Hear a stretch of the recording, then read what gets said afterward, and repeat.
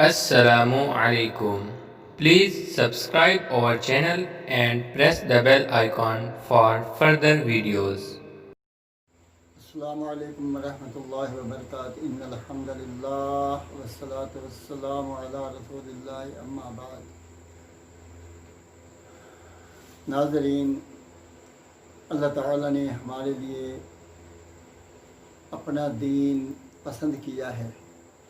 ان الدین عند اللہ الاسلام، اللہ کے نزدیک جو دین ہے وہ اسلام. اسلام ایک قانونی زندگی ہے جو قیامت تک کے آنے والے انسانوں کے لیے کافی ہے. اسلام کی موجودگی میں کسی اور اسلام کی ضرورت نہیں. کسی اور چیز کو اسلام نہیں کہا جا سکتا. اسلام اللہ کا منزل کردہ، نازل کردہ ضابطۂ حیات ہے، جس کے اندر انسان کی دنیا کے اصول بھی ہیں اور انسان کی آخرت کے اصول بھی ہیں، عبادات بھی ہیں، معاملات بھی ہیں. اس کے اندر یہ نہیں کہ اللہ تعالیٰ نے ہمیں مسلمان بننے کا حکم تو دے دیا ہے اور پھر ہمیں خالی دامن چھوڑ دیا ہو. یعنی ہمیں شادیاں کرنی ہیں تو پھر جناب ہمیں اللہ کی طرف سے کوئی اصول نہ ہو، اور پھر ہم انڈیا والوں کو دیکھیں، ہندوؤں کو دیکھیں، جناب وہ سیرے بندیاں کرتے ہیں، وہ جناب اسے گانا کہتے ہیں، وہ گانے باندھتے ہیں، وہ دلہا کے ہاتھ میں ایک لوہے کی سٹک دیتے ہیں. توہمات سے بھری ہوئی شادیاں ان کی. دلہا کو جی سفر نہ کرنے دیا جائے، دلہا کو جی گوشت نہ کھانے دیا جائے. عجیب عجیب شرائط ہیں، عجیب عجیب شرائط. بھئی اللہ کے بندو، تم مسلمان ہو، یہ شرائط، پھر ان پہ پابندی. تمہیں کس نے یہ حق دیا ہے کہ اپنی مرضی سے ایک طریقے کو اختیار کرو، پھر جناب اس کے شرائط مستحکم کرو، پھر اس کی پابندی کرو، پھر جو اس کو نہ مانے اس کو گالیاں دو، اس کی مخالفت کرو. اسی طرح دلہا صاحب نماز نہیں پڑھے گا اللہ ماشاء اللہ، مسجد بھی نہیں جائے گا.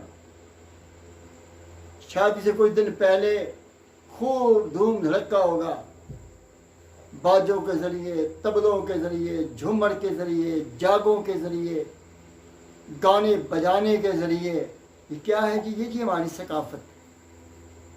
تم مسلمان، اسلام تمہارا مذہب اور ثقافت تمہاری یہ ہے.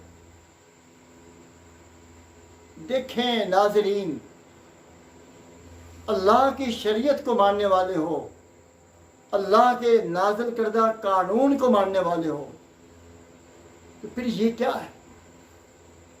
پھر یہ کیا توہمات ہے؟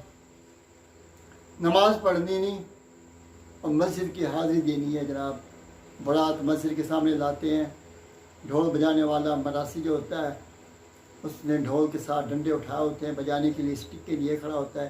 کیا ہے جی؟ چپ کیوں ہو گئی ہے جی؟ وہی دلہا صاحب مسجد میں گئے ہیں زیارت کرنے کے لیے. کس نے یہ طریقہ دیا؟ کیا رسول اللہ کے علاوہ کسی اور کو اپنے پیشوا سمجھتے ہو؟ کیا رسول اللہ صلی اللہ علیہ وسلم کے علاوہ کسی اور کی پیروی کو جائز سمجھتے ہو؟ نہیں سوچتے اس بات کو. اللہ تعالیٰ نے دین اسلام کو تمہارے اوپر لازم قرار دیا ہے. او مسلم امت کے لوگوں، دلہن کو قرآن پڑھائیں یا نہ پڑھائیں، قرآن کی تعلیمات سے وہ آگاہ ہو یا نہ ہو، شادی سے پہلے جتنے مرضی گھر میں فنکشن ہوں اس میں جناب ڈھول کی تھاپ پہ جھومر کھیلی جائے، ناچ گانا ہو، پتہ نہیں کیا کچھ ہوتا ہے. قرآن کی تعلیمات کو یکسر الٹ کے رکھ دیتے، اور پھر جب اس کو رخصت کرتے ہیں تو قرآن کا سایہ اس کے سر کے اوپر کرتے ہیں. قرآن مجید کو ایسے اٹھا کر اس کے سر کے اوپر ایسے سایہ ہو کے جا رہا ہوتا ہے. کیا اسی چیز کو آپ دین سمجھتے ہو؟ یہ کس کا حکم ہے؟ یہ کس کا فرمان ہے؟ یہ تمہاری اپنی رسموں پہ اتنا پختہ ہو. اور اس قرآن کے اندر لکھا کیا ہے، رسول اللہ کا فرمان کیا ہے، اس پہ توجہ نہیں. میں آج کی نشست میں اپنے ناظرین کو اس حقیقت سے آگاہ کرنا چاہ رہا ہوں کہ تم اللہ کے بندے ہو. اسلام تمہارا مذہب ہے، اسلام تمہارا دین ہے. دین کے علاوہ اور کوئی تفرقہ، کوئی فرقہ، کوئی مسلک اللہ کو قبول نہیں ہے جو اس دین اسلام کے مقابلے میں ہو، دین اسلام کے خلاف ہو، اپنی مرضی کے طریقے ہوں. اللہ کو یہ بالکل پسند نہیں. تو آج کی اس محفل میں ہم نے ایک بہت بڑی قباحت اس کا تذکرہ کیا ہے. اور اس کے ساتھ ایک اور بات بھی عرض کر دوں.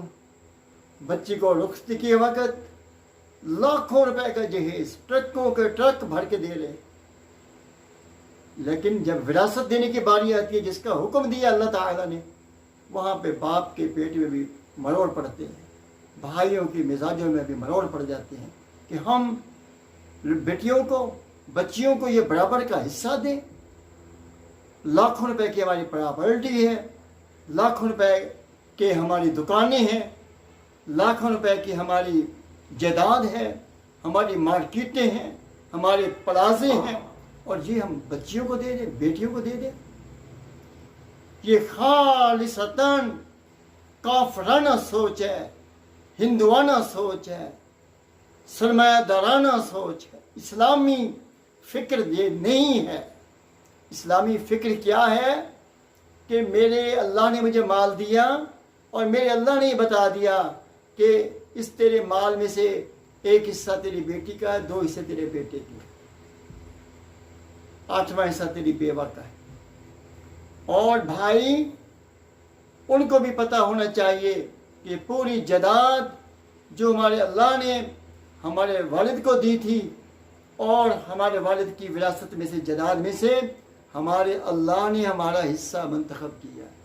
تو جس اللہ نے ہمارا حصہ منتخب کیا ہے، اسی مالک نے ہماری بہنوں کا بھی حصہ منتخب کیا ہے. وراثت کے معاملے میں اللہ کے مجرم، اللہ کے رسول کے مجرم، دین کے مجرم، قبر کے مجرم، اللہ اکبر، جبکہ اس کے مقابلے میں رسوم و رواج، لاکھوں کا جہیز، کروڑوں کا جہیز، اس میں بڑا فخر.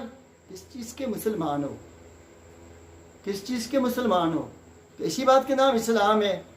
اپنی مرضی کریں ہم، اپنی منمانی کریں ہم، جو ہمارا دل میں ہے، جو ہمارے من میں ہے، بس وہ کرتے چلے جائیں، نہ ہمارے ایمان بھی فرق ہے.